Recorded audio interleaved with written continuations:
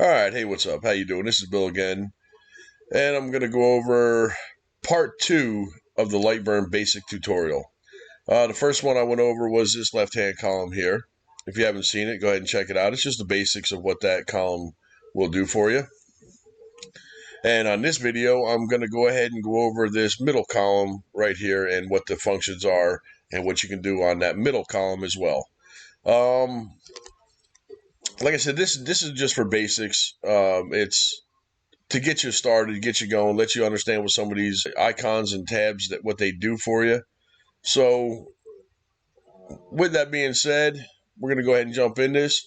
And if you have any questions or any comments, you can always drop them down below there and let me know, and I can look at them and maybe clear them up if I didn't clear them up well enough, or if you found what I was showing you and telling you, you found something new. I'd appreciate if you give me a thumbs up, if you subscribe to my channel, and if you hit that little bell notification. Every time I put a video out, it's going to notify and let you know that I have a new video out for you. But with all that being said, I'm going to go ahead and jump into it and get started, and we're going to go over this middle column like I was just saying. So the first one we're going to go over here is going to be that, let me switch screens here, is going to be, this first box is going to be new. So if you're starting to do a project and you have it going and you're like, this is not what I was looking for, and you want to start fresh, start over, you want to delete that whole page, all you do is you highlight it like it's highlighted, and you come up here and you click new, and it's going to go ahead and ask you if you want to save it or cancel or discard. We're going to discard that whole page. Now we're going to start with a fresh new canvas. So that's what that first one's going to do. The new is going to let you select the whole project. Let me bring that back in here. Put that back on the cuts layer and select off it. If you know what it is that you want to get rid of, you can go in here and you can get rid of each piece that you want to get rid of. But if it's the whole image that you want to get rid of, you can hit Control A, and that's going to select the whole entire image that you have on your work plane. Now you can either hit delete, you can trash it right here, you can hit the scissors, you can cut it out right there, or you can right click and delete there, or you can just hit new, because that's the first tab we're going to go over, and you can hit discard and it's going to get rid of that for you. So that's a couple of different ways that you can go about starting over your canvas to brand new. All right, the second, third, and fourth one over here, they're all self-explanatory. Open is open a file. Save, you want to save the progress you have, or you want to save pieces of it and you want to come back later, you can always save that. And you have import, so you can import a file and pull it up in onto your work plane. That's it for those three there. That's real basic and simple. Now we're going to go ahead and put a box in here, and we're going to put another box, and another box. And you're like, okay, I went one too many boxes. So you can always either just select it, delete it, like all those other ways I showed you, or you can go back to, that's where I was at, that's where I want to keep it from right there. So this is your undo and your redo. Very important icons, use them all the time. Not so much the redo, but I always use the undo. If I go too far, then I can always redo it back to the next one. But I always use the undo. That's one of my most used buttons that we have here. So that's your undo and your redo. And I just showed you already a second ago what the scissors will do. You can either cut out certain sections of it, certain images of it. Like if you want to click this one, you can come up here and hit the scissors. Or if this is the one you want to get rid of, highlight it, get rid of the scissors. Or you can highlight both of them, select it, and hit the scissors. And like I said, you can also trash can it. You can also right click it and delete it. So there's many ways of getting rid of these projects. Or you can, like I said before, go to the new and you can click the new. So that's what the scissors does. Now you have the next one, That's copy. So if you wanted to make a copy, exact copy of this, you highlight the ones you want, click the copy button, and then you click the paste, and it's going to make a exact duplicate of that. That's not a way I usually go. The way I would go, normally the way I do it is I'll highlight them both, right click, duplicate, and then move it over. Or control on your keyboard and D and duplicate it that way. And then you'll have the exact same thing. I don't usually, I'm sure there's a place and time where I will use it or other people do use it, but for what I do, those two right there, I very seldom, probably have, except for showing you how to do it, probably have never used it. Let me right click and delete that. And that's a trash can. All right, this one is your what do they call it under here? They call it the pan. So if you click on that, it's going to show you a hand. If you left click your mouse, you can pan around your work plane, your workspace here. And you can click it that way, or you can click your mouse wheel down and you can pan around the same way. Hold the mouse wheel down and then you can move around and you can do the same thing. Pretty much that's what I'll do. I don't usually go up and hit the hands because then I got to come over here and hit the selector tool. And if I don't, I can just go like this and let go with the mouse, and it's takes me to where I want it to go. Okay, that's what the little cross here, the arrows do. What this one's going to do here is it's going to center your work plane. So if you have it zoomed way in and you want to get back to your total dimension of your work plane, you click that button right there, and it's going to zoom it out, and it's going to put that right in the middle of your screen. This one is going to zoom it in. This one's going to zoom it out.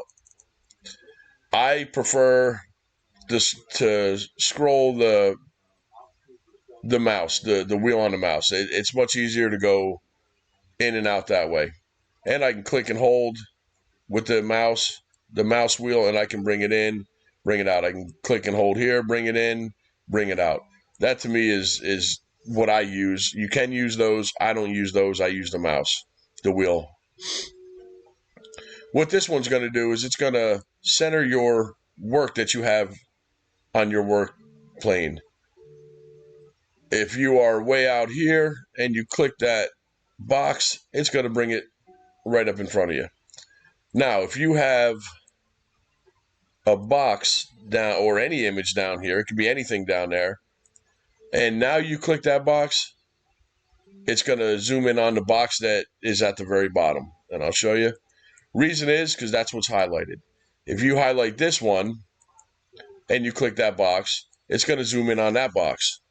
If you unclick it and you click that box, it's going to show you the both of the images that you have on your work plane. So you just click whatever one you want, hit that box, and it's going to zoom in on that box. All right, right click and delete. All right, the next one is going to be, let me move these out of the way. Let me pull up this one, and I am going to go and I'm going to put a box here. Remember, if you hold shift, it makes it perfect. So I'm gonna hold shift, get a perfect size box, and I'm going to selector tool and I'm going to offset it, and we'll leave it at 4. That'll be fine. And we're going to select that. Okay, now this is my cut layer. My cut layer, if I come over here to my cuts and layers, you'll see it runs at 200 millimeters a minute and 100% power. If I go to change this to my fill layer, you'll see it's going to make a nice little picture frame type box. Now, if you go up here and you click this button here is the preview button. You click that, you're going to see where it's going to show you what it is that you have on your work plane, and it's going to show you over here in this box how long it's going to take to do the project that you're asking it to do. You have show traversal moves on and off. What the red is, that's your white space scan. So if you have anything that is, let me click on the black layer here quick. Any overscanning, mine's set here for 2% overscanning. What you're going to see, close that out, go back here, you're going to see it's going to come 2% over, and then it's going to come back in. And then it's going to come 2% over and come back in. But if we click, let me go back in here, and we click the play button right here, you're going to see what it's going to do. It's going to take 11 minutes and 31 seconds to do this.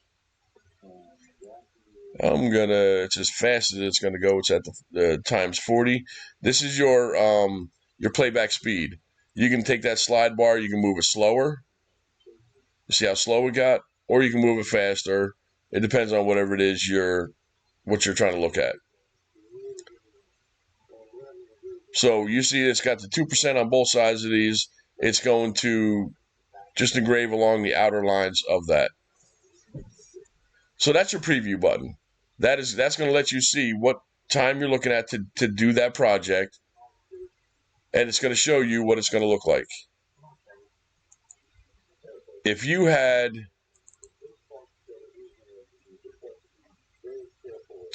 let me get out of that, change it to the blue, and go to the preview now.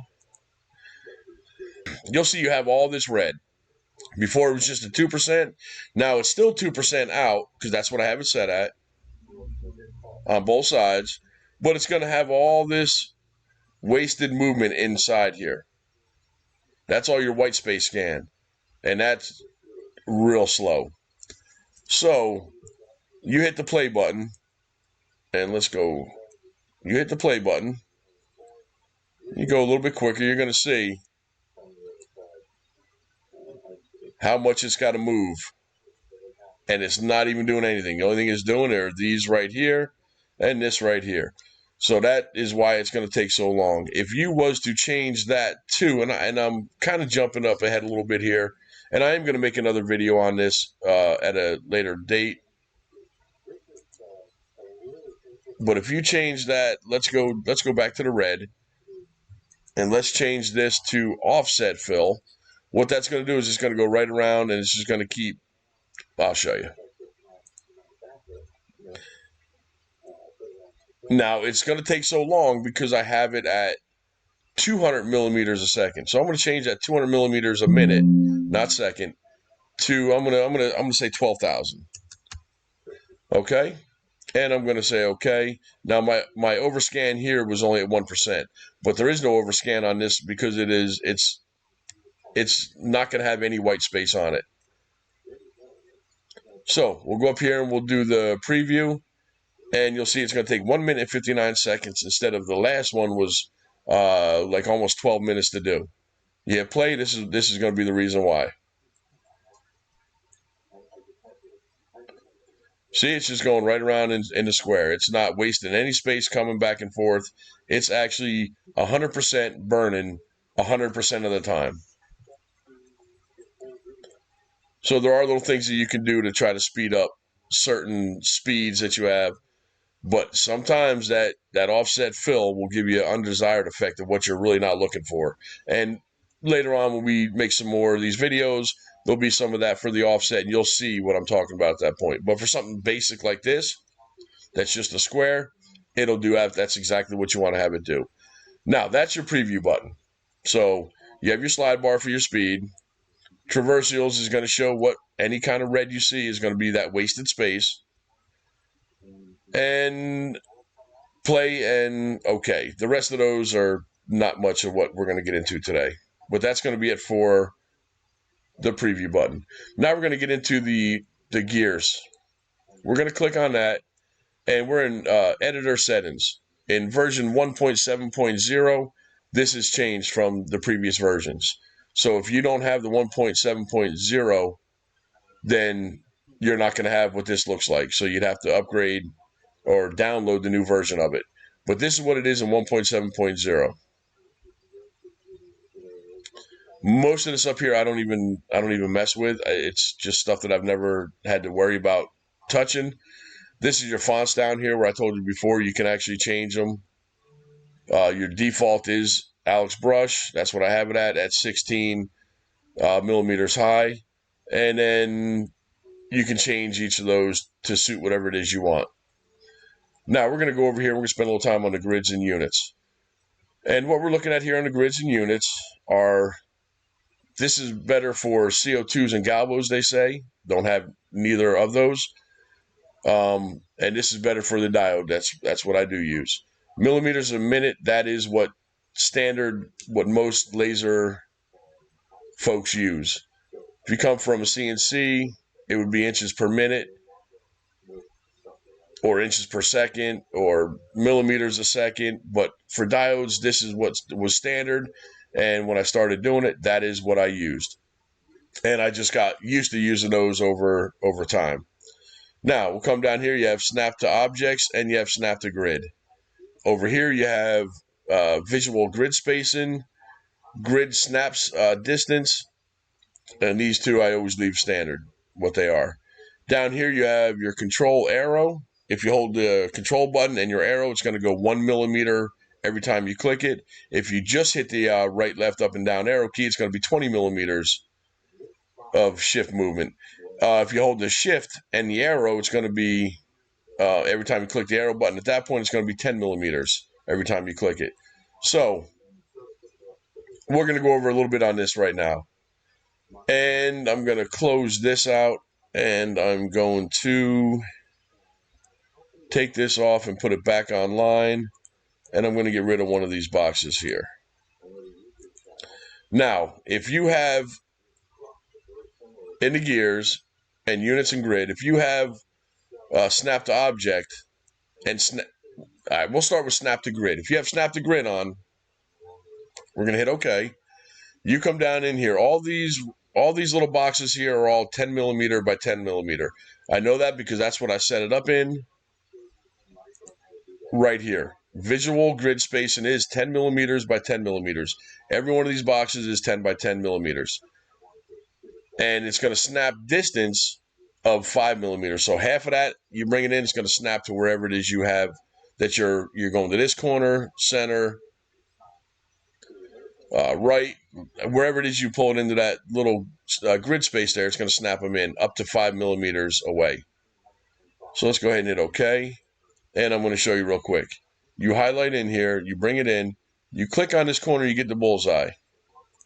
You start sliding that in. You see how it just snapped it to the middle? You start moving it, and it just snapped it. You pull it up here to this corner, you get close, within 5 millimeters, it's going to snap it. You come across to the middle, it just snapped. So it's going to snap it in those certain spots that you have it at. That's snap to grid. I don't use snap to grid because if I put another box here and I try to snap this box on this box, you see where it's snapping me into all these other little grids, and it's kind of a pain sometimes. So I don't use snap to grid, but some folks do, I'm sure. Let's go back up to the gear, units and grid, and we're going to take that snap to grid off. Hit OK to save that. Now, when I click on this corner, get the bullseye, you see it's not snapping in any of that grid. It's only going to snap into the corner. It's going to snap right there, snap to the middle. You can snap to this corner. So that's what snap to object is. If you take it right into the center, you get that bullseye look, and you come up here, it's going to snap it right on that line, and it's going to snap it into the middle. So it just makes it easier when you're trying to do these things, and you have it snap into that position. Of course, I'm trying to get used to this new mouse, and it is messing with me. So it snapped it right in the middle. You got equal here as much as you have equal there. So that's snap to object. And I showed you snap to grid. Let's go back into the gear, units and grid. That's it for units and grid pretty much, because with the display, you can make your toolbars bigger, which are all these toolbars, and you can make your fonts bigger. So you can make them whatever size you want. I keep them what it is, and I'll go over that in a second. If I make this bigger, it makes it easier to see these, but now you see you're missing certain pieces that you had before that were easier to get to. Now you have to click this arrow and drop that box down in order to get this section of this top toolbar. And the left toolbar, you got to pull this down in order to get to your radius section of the left toolbar. So personally, I prefer to keep mine to where it's just has all those to where I can even add more if I wanted to. So that's where I leave mine, but you can have yours however it is you decide to set yours up. I don't want to have to try to look for these things here or come over here and look for this here. I know where they are. I can click on them and get to them much easier. So that's pretty much it for the gear.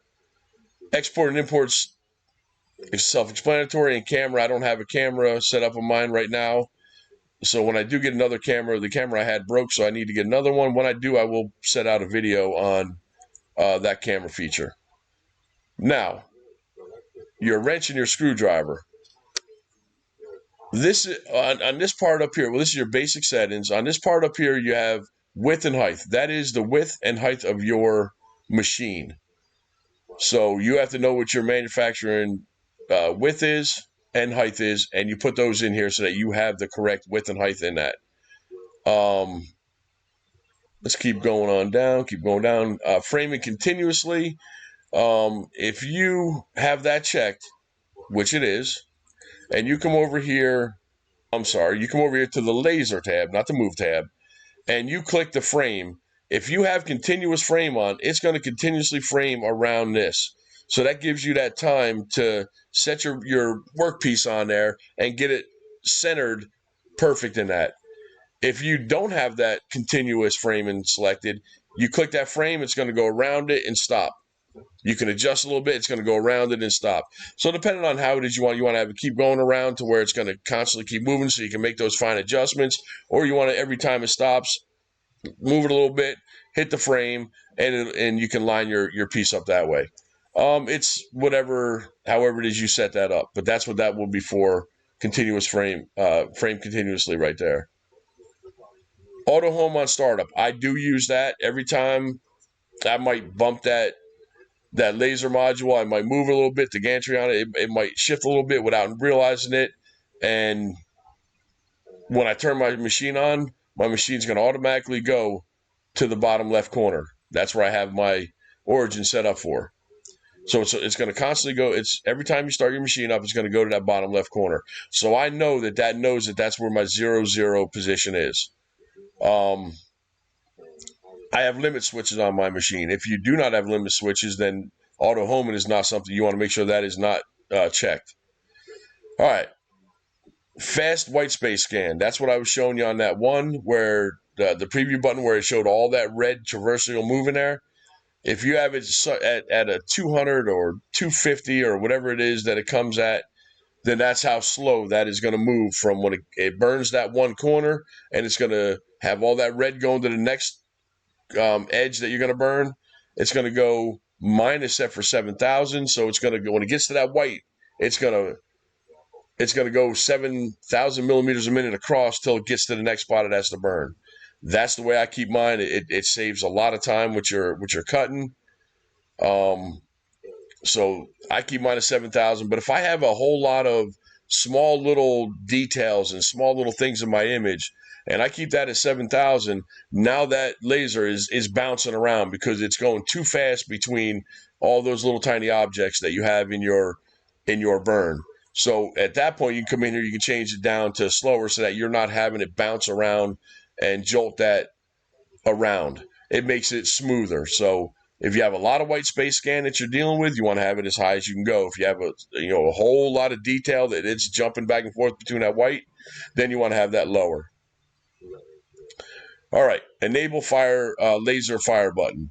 Now, when you go over and you click, I wish there was a way you could just click off of that instead of having to close this out, but they don't have that yet. If you go to your move tab, you see right here fire. So let's say this is a slate coaster that you put up on your work plane, and you put your coaster on there, and you want to fire that button right here on this corner. You want to start trying to frame it out, and you're trying to get it centered on that slate coaster.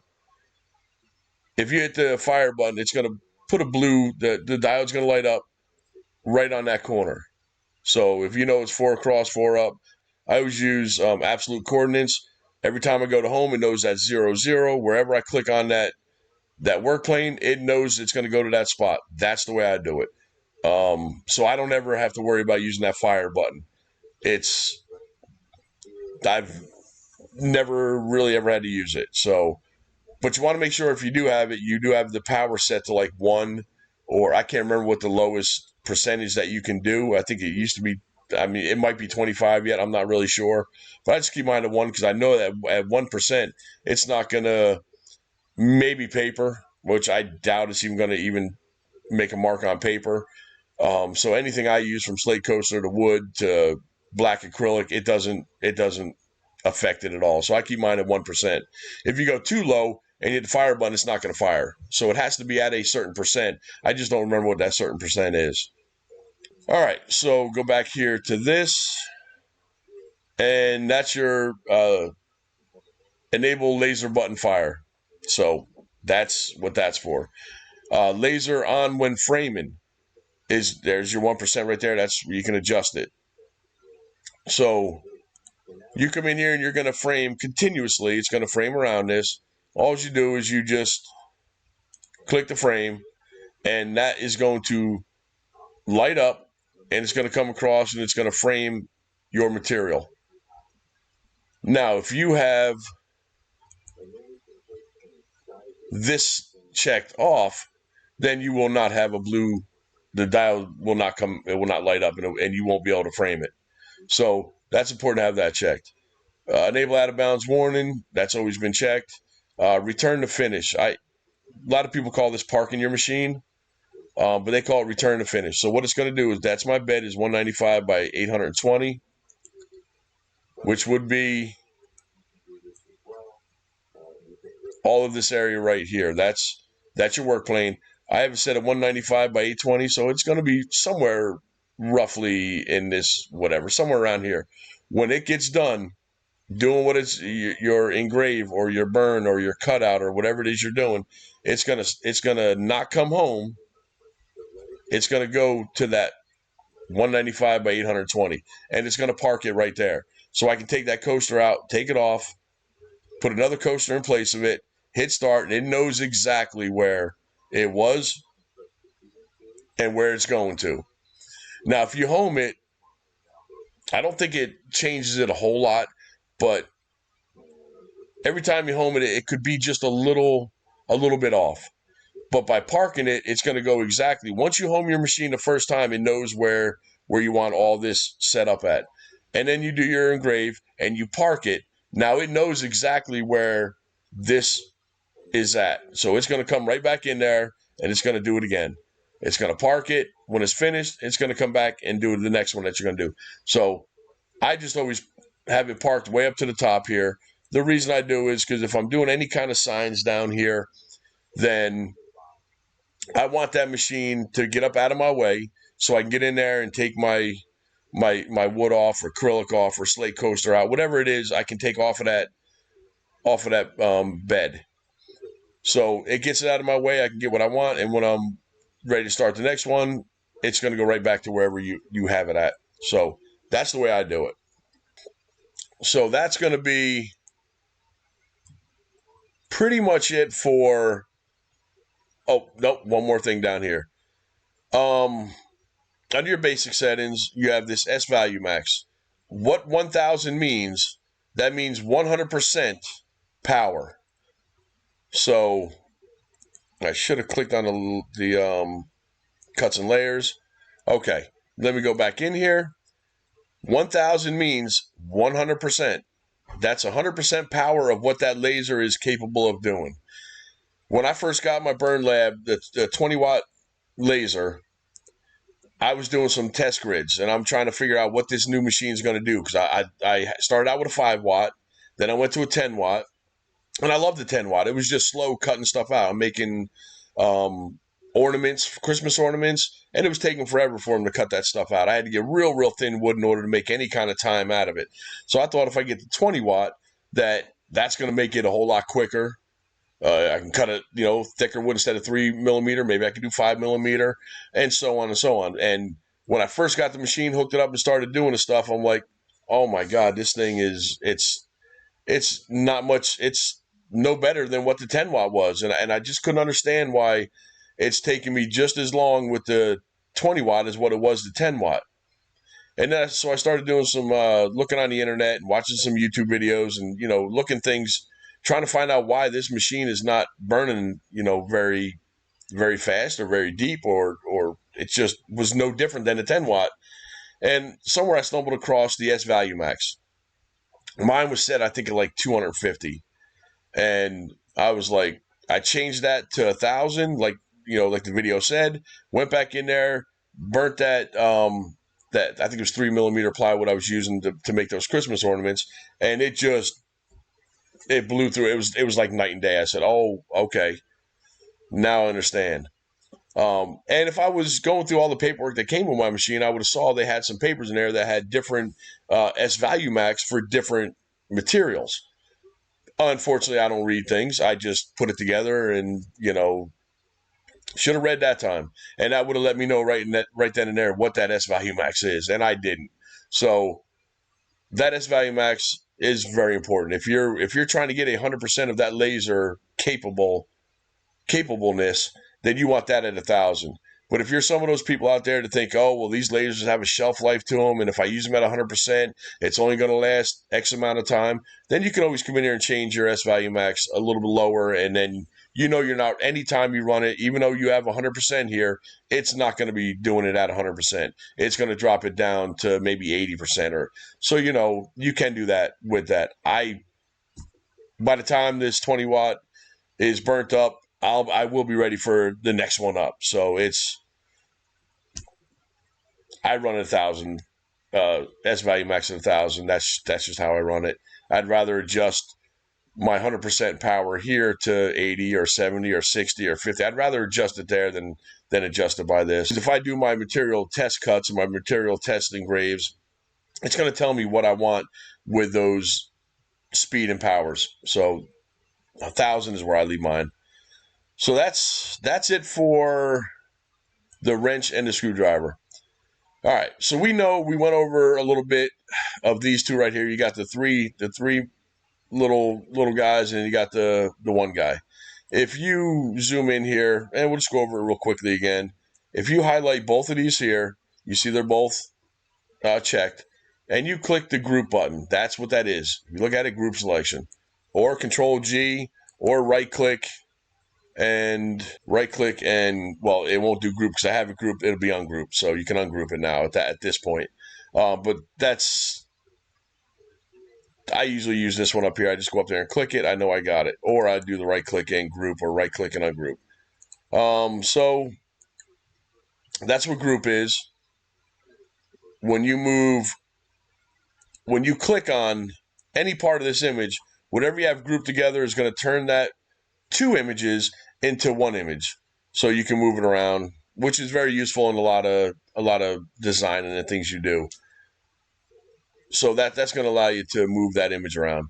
And of course, if you want to ungroup it, you want to go back to two images, you just click on that. And when you click on the box, that's the only one highlighted. The other one is not. So that's group and ungroup. Now let me take this and let me shear it a little bit. What shearing is, down here in the bottom, you have move, size, rotate, and shear. Now, you can get rid of the shear button by clicking that. You see it disappears up here. Watch up here. When I click that box again, it puts it in. The rotate button, that's your arrows around the corners. Watch up there. If I uncheck it, it gets rid of them. So it allows you to get rid of things. If you don't ever want to shear, you can get rid of that shear. But in this case, I don't use shear a lot, but in this case, I am going to. This is your size button. If I unclick it, you'll see what the sizes are. All those squares are all your size button. You can move it left, right, angle it up to the corner, this side to this corner, this side to this corner. You can go down, you can go up.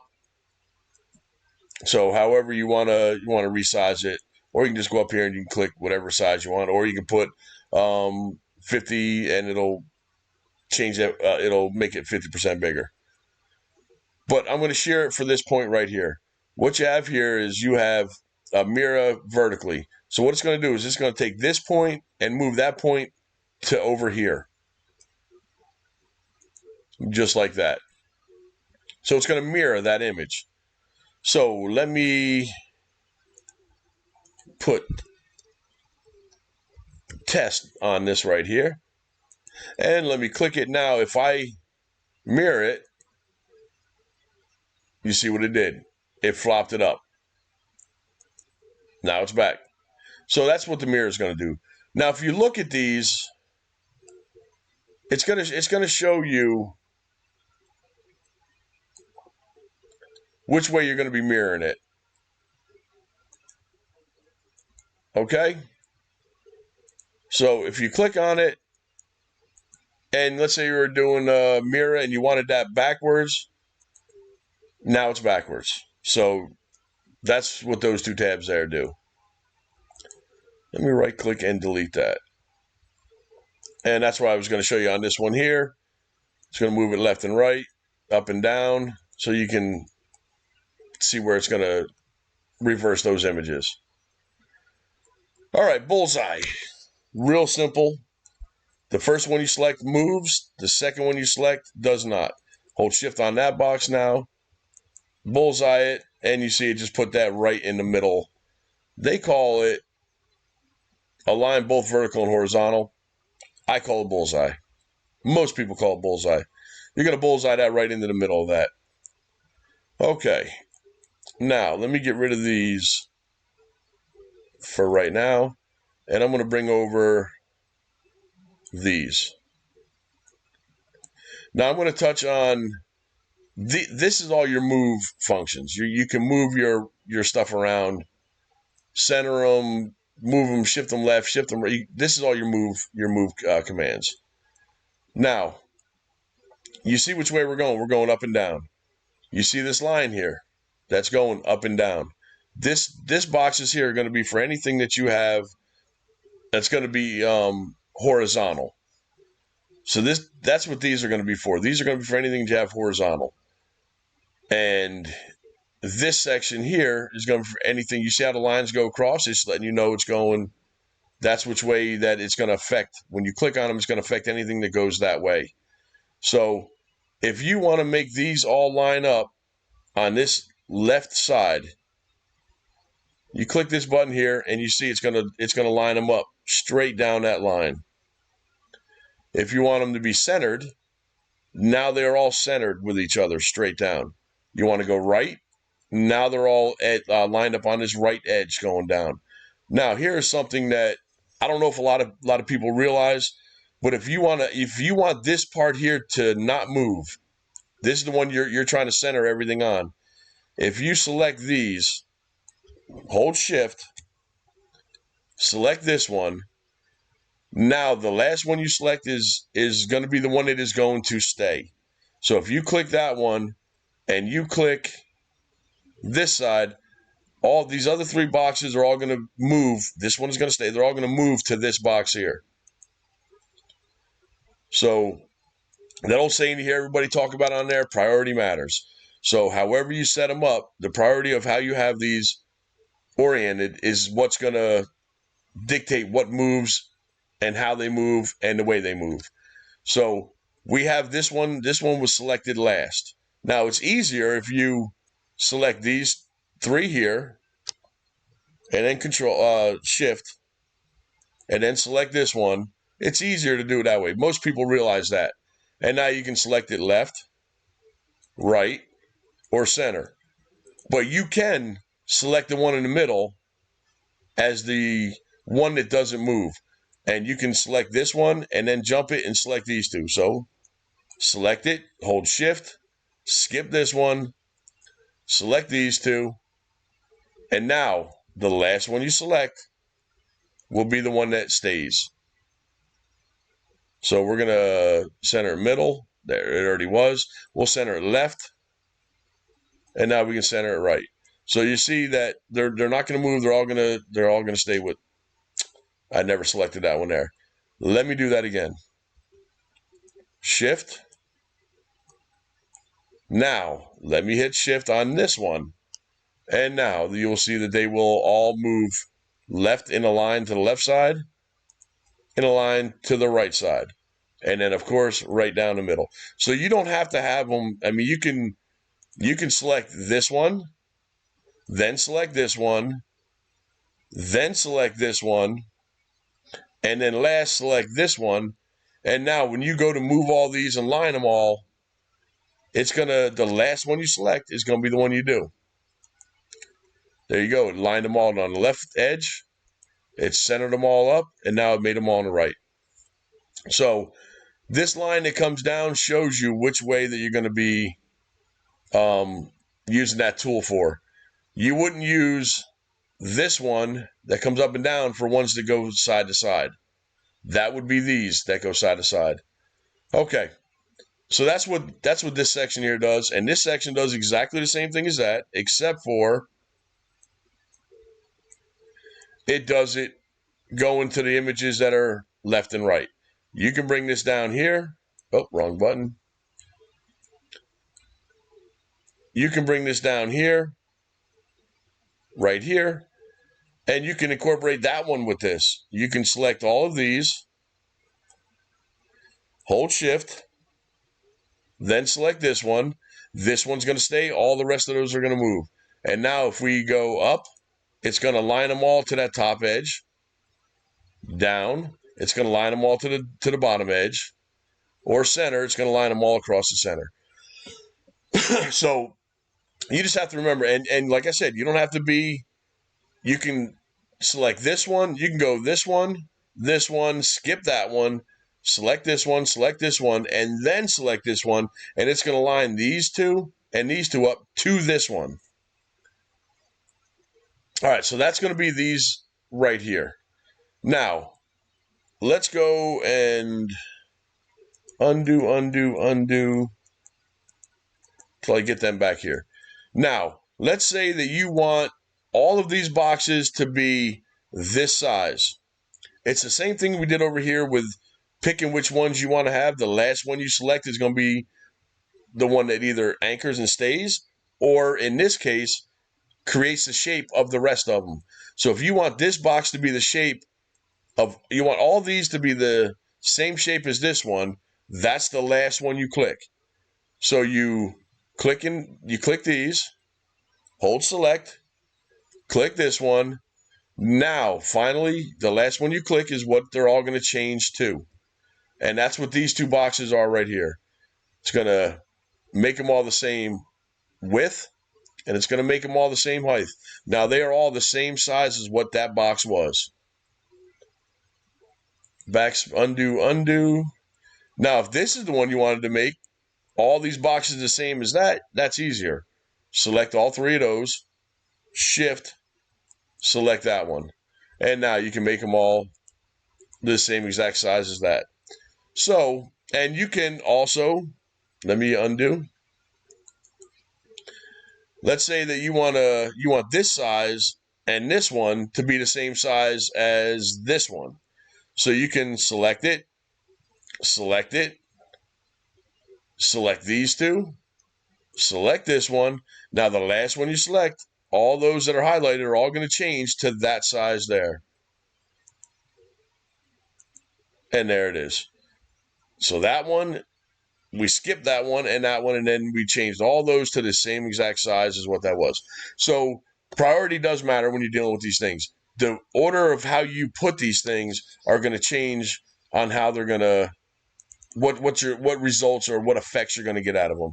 So the order of how you do them is real important. So that's what those do. This one here and this one here I use. I've never really used these two here. I have never had a reason to use them. I'm not going to touch on those today. Maybe at a later date, because if I can get a little more clarification of how they work or what they actually do, I haven't really found much of a need for them. So I've never really messed with them. I know what it says, but when I try to do things with them, it don't do what I'm thinking it's going to do. But I do use this one and this one.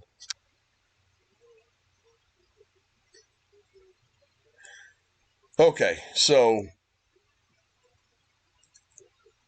let's say you have these images right here, and I'm going to make this one a little bit smaller, and we're going to keep them the same as what that is. So you highlight all these. What these do, right? Like I say, this one and this one, they're the two that I do use. They put equal space in between your objects. This one and this one, I really haven't ever messed with, and I haven't really ever.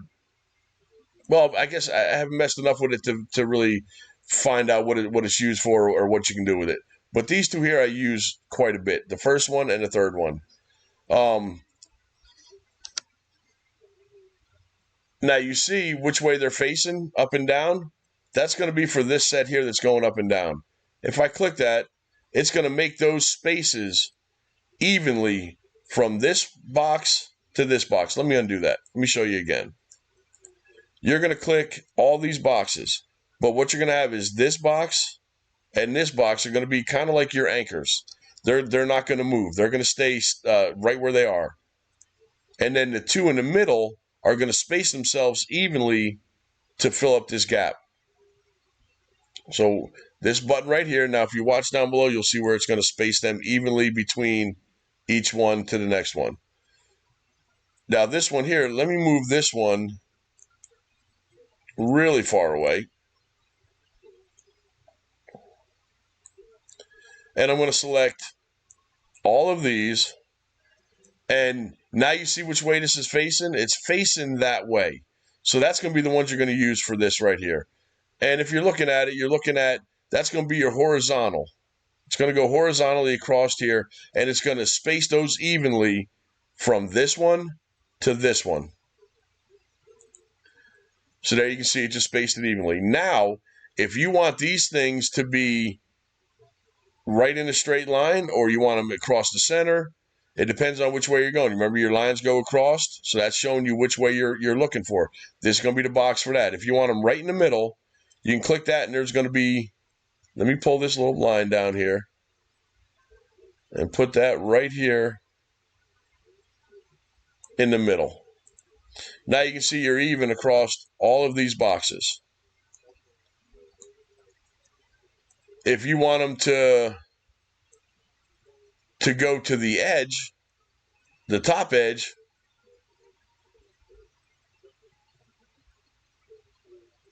oh,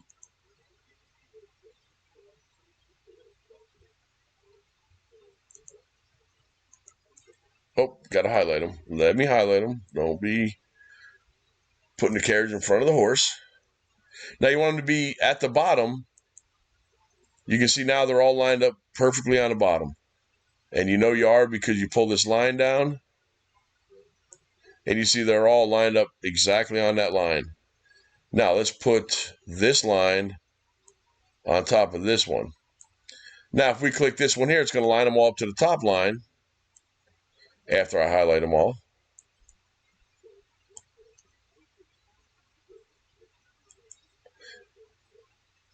So it's going to put them all straight across the line. And if we look at it, they are all straight across that line.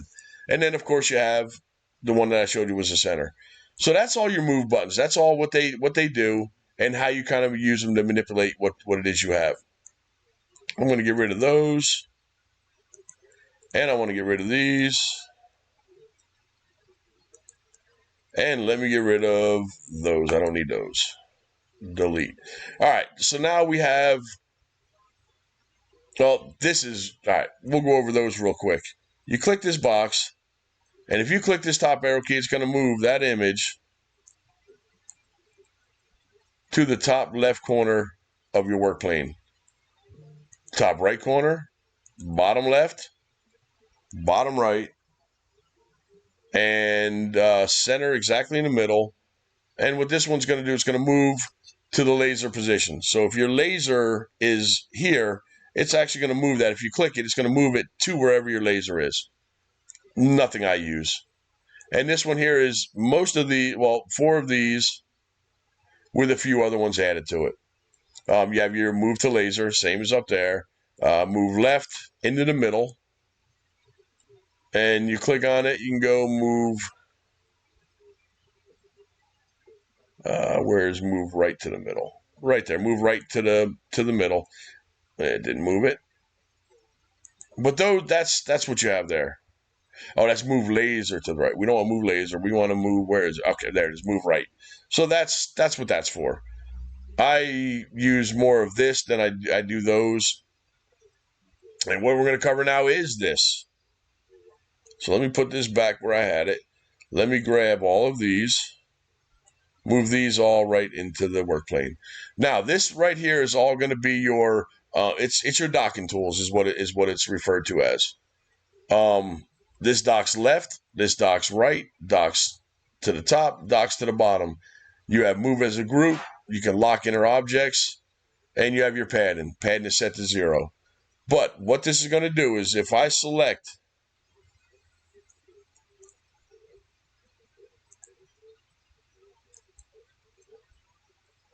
one, 2, and 3, select all those, and now I tell it to dock left. What's going to happen is it's going to put 1, 2, and 3, and it's going to dock them to the nearest object, leftward. So it's going to dock them in a straight line up and down. Now, let me undo. And if I bring it down a little bit, and I go to dock these now left, what do you think is going to happen? Exactly. It's going to, 1 and 2 is going to go to the box, and then 3 is going to go all the way over because it wasn't touching anything until it touched that outer box there. So let me undo that. Now, if I go to the right, it's going to dock all 3 of them in a line right here. If I dock them down, what's going to happen?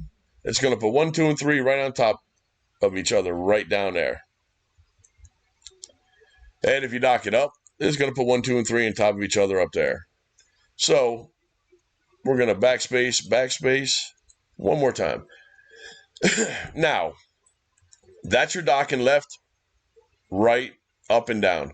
Now, if you move these as a group, if you select this button right here and you say move it as a group, it's going to move these because you have them selected as a group. If you want to go left, what's going to happen? Exactly. It's going to move left, and you're going to have the 3 touching the box. And since they are a group, they're like temporarily grouped. They're going to go 3, and these are going to stay exactly how they were aligned from the beginning because you have them moving as one group. All right, let's go ahead and backspace.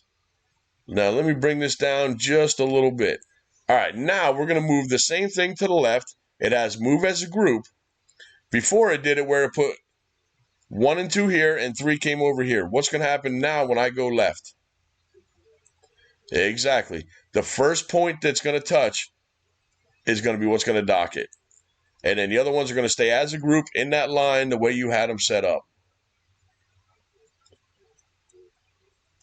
If I go to the right now, what's going to happen is the 1 is going to dock right here, and then the 2 and the 3 is going to be in a line right there. So we're going to go to the right, and there you have it. We're going to go up.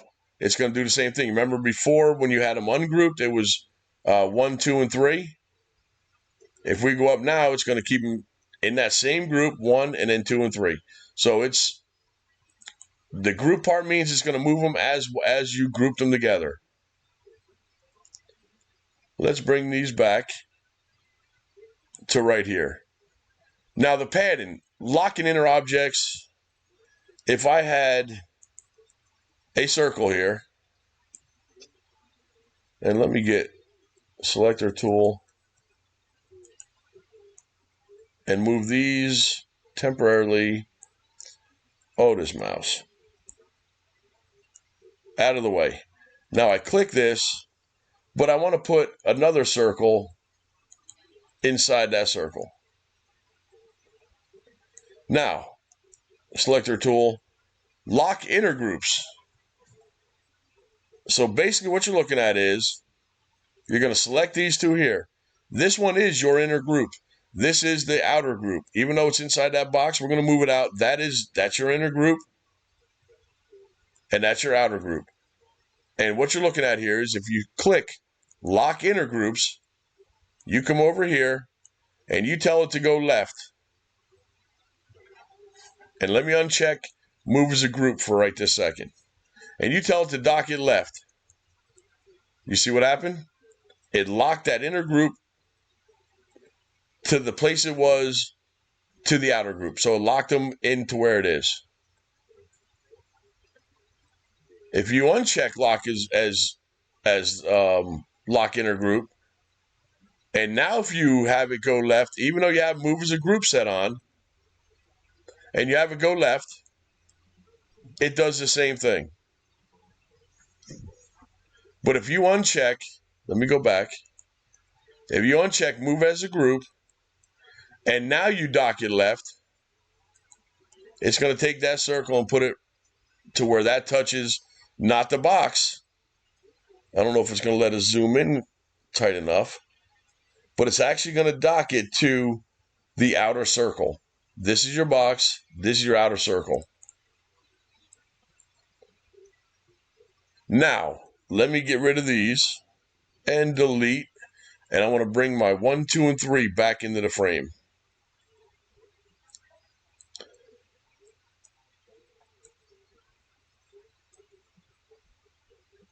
Okay, now we're going to put a padding of, what are my boxes in here again? 10 millimeters by 10 millimeters. I'm going to put a 10 millimeter padding in there. And I want to put this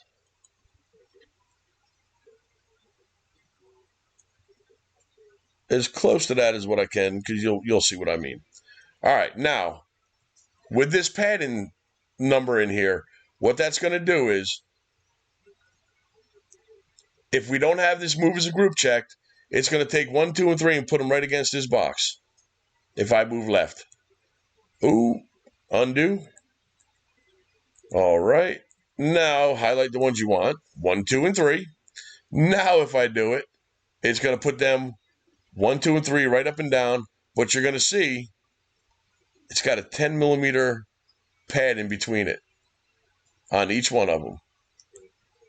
So if you're trying to millimeters away, or 5 millimeters or 1 millimeter, whatever it is you're trying to do, you can pad. You can put a pad in there of whatever it is you want. If you want to do it to 20, then it's actually gonna leave 2 of those boxes, and it's gonna dock it that. So we're gonna dock it right, and now we're gonna bring it back to the box, and you see you're gonna have 2 boxes between them, 10 millimeters each box. And it's the same thing if you move as a group. It's going to do the same, backspace. If you move as a group and you dock it left, it's going to do the same thing it did if you didn't have the padding in there. So that's pretty much what you're looking at with that. If you want to dock it straight up to the top, it's going to leave that 20 millimeter space and padding between it. So that's pretty much what it is. You use all these different things for many, many different things, but that's just the gist of what this middle row does. This is a basic part of it, so it's not like this is advanced, or I'm going to teach someone like Louisiana Hobby Guy something new. No, I'm not going to teach Louisiana Hobby Guy something new. A lot of stuff I learned came from Louisiana Hobby Guy. A lot of people call him the guru of lightburn. He is lightburn. He knows computer processors, he knows softwares, and he knows lightburn, and he knows it very well. A lot of the stuff I have, I did learn from watching his videos. If you haven't seen them, check them out. But that's the basics of what it is. When you're designing things, you'll be able to use each one of these tools to manipulate that project that you're trying to put together. You can manipulate it to do what you want it to do. So, like I said, if you haven't seen Louisiana Hobby Guy, look for him. You'll find him. He's got lots and lots of videos out there, and you'll be able to watch some of his videos as well too, and you'll be able to see his version of how he does things. There's many ways of doing it, and you just find your niche, your way of doing it, so you know how you want to be able to go through these things here and maneuver through it and navigate through this system. But there's just so many ways of doing things, and that's one way. The way I go through it is the way I showed you on this middle taskbar here. So that's kind of it for now. I appreciate you all stopping by, watching the video. I hope you watched it all the way through, because there is a lot of things in here that a lot of folks probably don't know about. And if you're new to lasering, then some of the stuff that you saw here today would be able to help you out and let you navigate through lightburn a little bit easier, hopefully. And if that is the case, and it does help you out, I would really appreciate a thumbs up if you subscribe to my channel. That's going to help me grow this channel. I'm brand new at this. I've been doing lightburn for a lot of years, but I'm brand new at making videos, talking to you in front of this camera. It's definitely not easy, but I'm trying my best, and everyone always says, when you put a video together, just do it. Just start doing it. And when you go back to your first ones you've done, you're going to laugh, because you learn how to talk in front of cameras, how to talk, how to move. So that's what I'm learning. But in the process of me learning that, I'm trying to teach you hopefully a few things that you can navigate through lightburn with. So if you did learn something, or maybe I cleared it up a little bit for you, or you want something cleared up, drop a message down below. Let me know. Or if you saw something that maybe I could have done a little different, drop it below. I'll read it. But that's it for now. If you can subscribe, and hit that little bell notification, let you know whenever I do put another one out. I put one out every few days. I try to. These are smaller videos, but some of them will be a little longer, so that they're going to take longer to edit and put together. And so, but for these smaller videos, I can do one every few days, couple days or so. But if you would do that for me, I would really appreciate it. It's going to help my channel grow. I'm trying to catch some of these other big guys out, some of these other big fish out there, which no, it's not going to happen. But I would like to get a few of y'all following, and we can kind of become a little family and do this all together and have some fun doing it. All right, that's it for now. Like, subscribe, hit the bell, throw me some notifications down below. Let me know what you think. And till next time, I appreciate y'all. Thank you.